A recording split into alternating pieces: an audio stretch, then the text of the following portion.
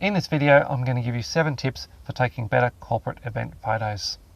Hey guys, it's Adrian Harrison here. I've been shooting professionally since 2007, and this channel is about me sharing my knowledge with you, so to help you take better photos, whether that's for yourself, for your business, or if you're a professional photographer for your clients. So I hope you enjoy today's content. So let's get right into it. The first tip today to help you shoot better corporate event photos is to make sure you arrive early. Arriving early is going to give you a chance to find parking easily, or find the venue first of all, then find parking, allow you time if you have to park a long way away to walk to the venue, or there could be unexpected delays in the traffic. So getting there early is essential. You want to make sure that you get there at least half an hour before most events. I would say half an hour to an hour, depending on how much the traffic fluctuates where you live. But being early also will allow you to be nice and calm before you actually do the shoot. You're not going to be rushed and feeling super stressed out because you're running late, and it also helps you look professional as well. Tip number 2 flows on from tip number 1, which was to arrive early. And this tip is to really scope out the venue when you arrive. So getting there early will give you that time to scope out the venue. To what you want to be looking for is you want to check out the lighting, you want to check out the spots where you could potentially photograph, look for things that would make a good background, things you want to avoid. So you may not want to photograph in a certain area because the light's no good, or there's something, the background doesn't look very good. While you're there, you want to take a few test photos as well, so that you know what the light's going to be like. You've tested your camera setup and you're all ready to go for when the event does start. The next tip is to carry spares of everything. You want to make sure that you've got a spare camera body, at least 2 lenses and 2 flashes, and also spare batteries, spare memory cards, spare everything.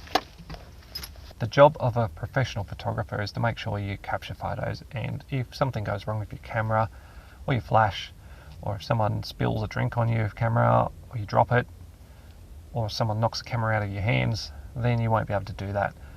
You may think that cameras don't go wrong, or my camera will never go wrong, or my flash will never go wrong, but believe me, I've been shooting for a long time now.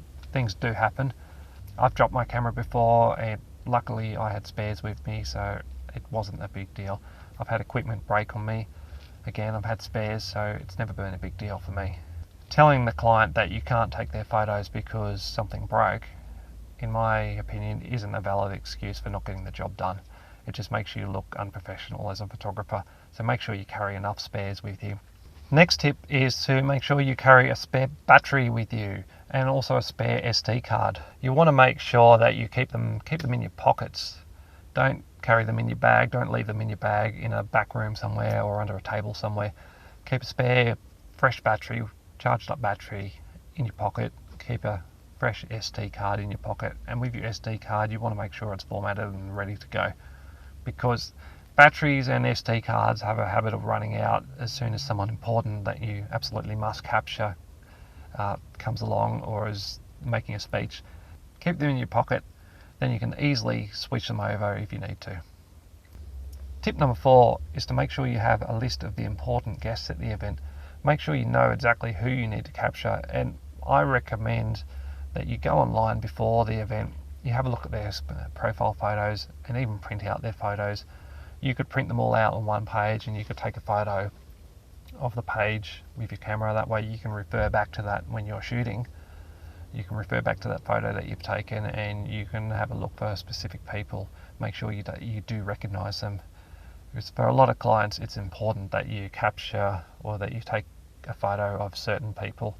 So you want to make sure that you know exactly who you need to capture.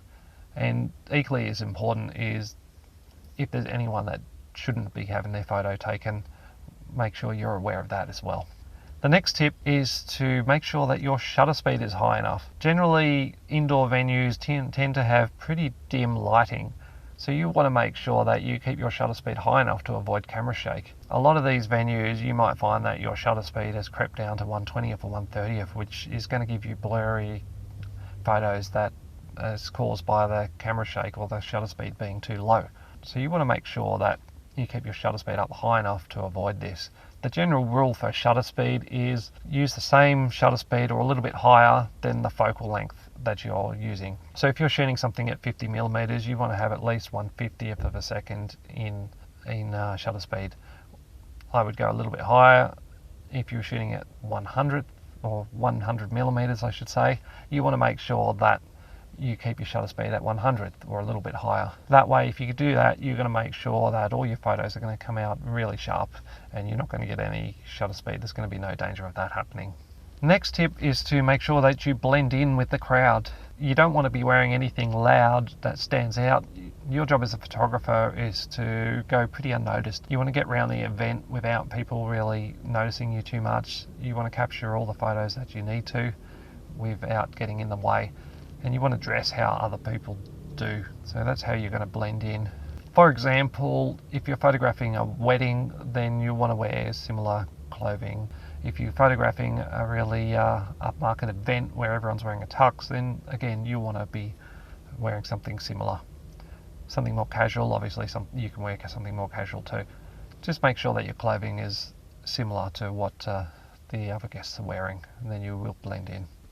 And the final tip of the day is to put your phone on silent. You don't want to be that person whose phone is ringing in the middle of an important speech. Make sure you put it on silent before the event, before you even get in there.